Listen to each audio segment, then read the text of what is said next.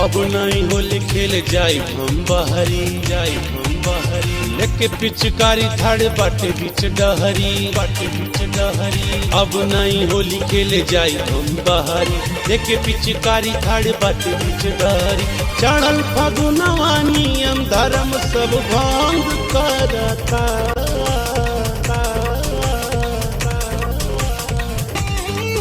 पर धनवा के बेटा वही मुखिया के बेटा पर धनवा के बेटा भौजी रे बड़ा तंग करता पर धनवा के बेटा भौजी रे बड़ा तंग करता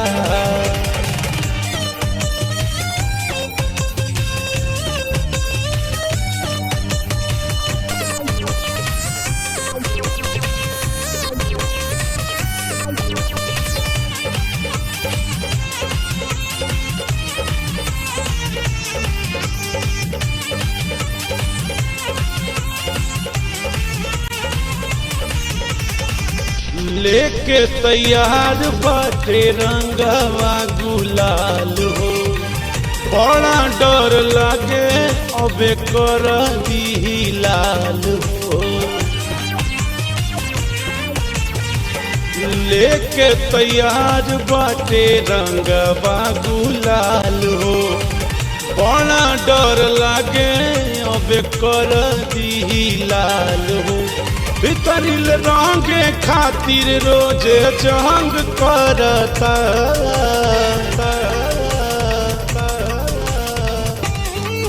पर धनवा के बेटा वही मुखिया के बेटा पर धनवा के बेटा भौजी रे बड़ा तंग करता पर धनवा के बेटा भौजी रे बड़ा तंग करता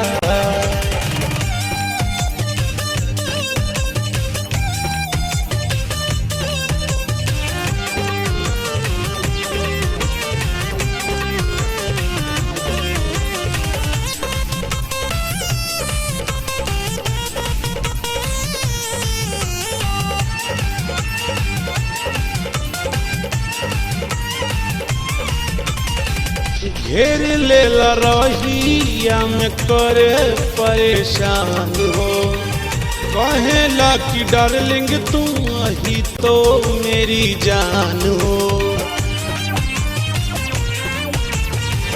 घेर लेला रहिया में करे परेशान हो कहेला कि डार्लिंग तू ही तो मेरी जान हो बाद में जोरा चोरी हमरा संग करेला